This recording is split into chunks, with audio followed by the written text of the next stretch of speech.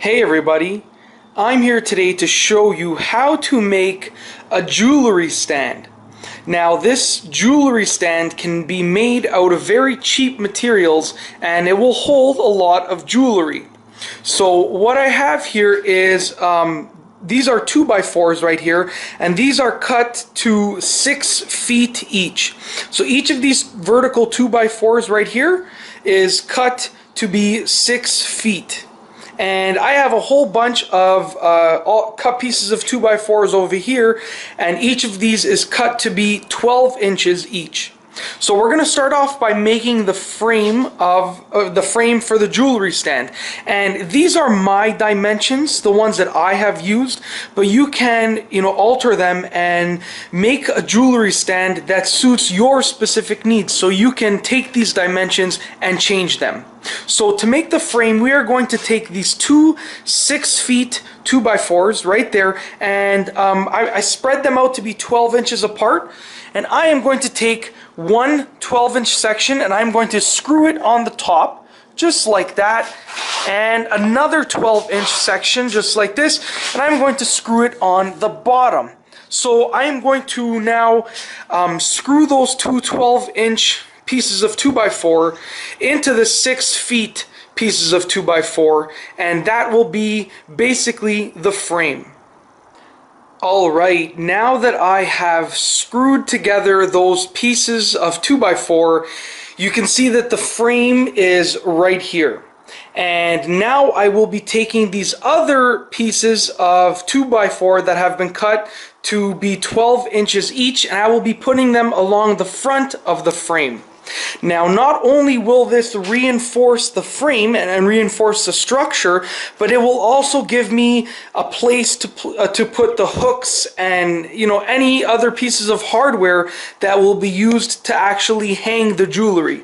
So I'm just going to take a few just to show you what I will be doing, but I will be placing them between 12 and 14 inches apart. So I'm going to take the first one and I'm going to place it right at the top, just like that. So it sort of covers it up and makes the top look pretty nice. Then I'm going to take the next one and I'm going to place it, 12 to 14 inches apart, give or take, right there. I'm going to take the next one and place it once again 12 to 14 inches apart, something like that. And I'm going to continue screwing them onto the structure until I get to the bottom. So I'm just going to take one more, place it over here, let's say. So I am basically going to place them like that, but I will definitely be measuring and using a variety of necklaces and bracelets to determine the exact measurements with regards to how far apart I want each piece of wood to be. Now you can continue doing that and use as many as you need to, but just make sure that you leave 2 pieces to the end because we will be using them as feet for the structure. So just use as many as you need to, but just ensure that you have 2 12-inch pieces at the end, or whatever length you have decided on. Make sure that you're left with 2 that you can use for the feet. So I'm going to go ahead and measure the distance apart, or the distance between the pieces of wood, and screw them into place. Now, as you can see, I have screwed the pieces of 2x4 onto the face of the jewelry stand. And now we have to give it some legs. So it needs some stability, something to allow it to stand without falling sideways or front and back.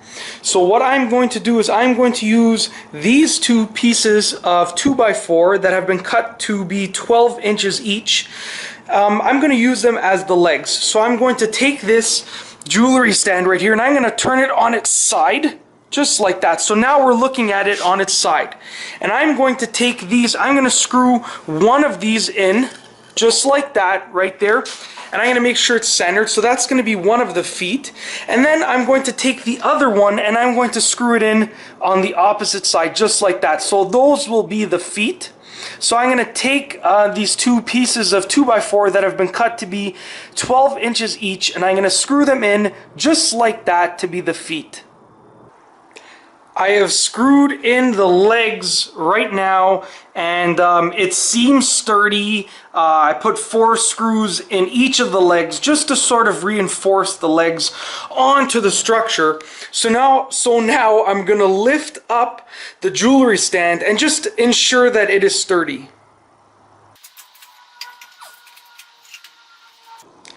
Alright, so as you can see, the jewelry stand is standing and it is actually pretty sturdy. So the next step is optional and it all depends on your personal preference. I am going to go ahead and use some wood filler to fill in any imperfections in the wood, but that is completely optional, and I'm going to let that wood filler dry. Now if you decide to avoid using wood filler, the next step once again is also optional. The step after the wood filler is also optional, and it is to sand it down and make it nice and smooth. Now I would highly recommend these 2 steps because the last thing that you want is a jewelry stand that, you know, shows many imperfections in the wood and that is really rough when you touch it. So I'm going to go ahead and fill it in with wood filler, let that wood filler dry, and I will get back to you. So now, as you can see, the areas that I had applied some wood filler to have dried, and the jewelry stand is now ready for the next optional step, which is sanding it down to make it nice and smooth. And once again, this step is completely optional, but I would highly recommend it. So I'm just going to go ahead and grab my electric hand sander and just use it to sand down the jewelry stand.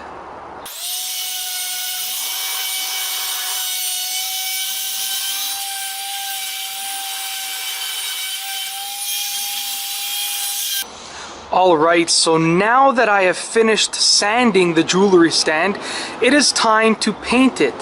Now I will be painting it black, and I'm just going to be using a regular can of black spray paint, but you can be creative and use the type of paint that you prefer as long as it will work on wood. So I'm just using this regular can of black spray paint, and I will be spray painting it and giving it enough time to dry.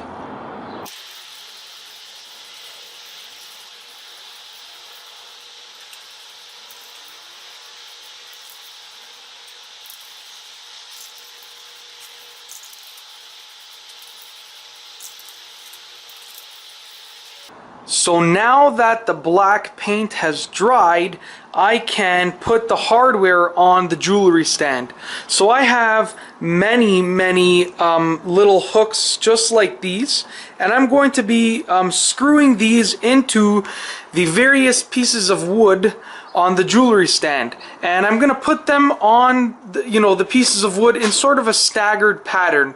So I'm gonna put one hook right here, then another right here, then another right here, and another right here, and so forth. So in sort of a pattern like that. Now these are very simple hooks. I just literally take the hooks and I screw them into the wood and they will be secure. But there are many things, many different pieces of hardware that you can use for your jewelry stand. So don't be limited to these specific hooks. Use whatever pieces of hardware work best for your specific situation. Now with that being said, I'm going to get these hooks and I'm going to screw them into the jewelry stand.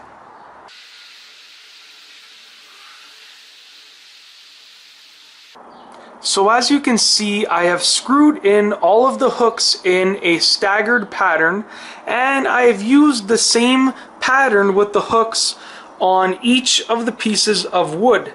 And I'm just going to give you sort of a full shot, a full camera shot of the jewelry stand. That is what it looks like.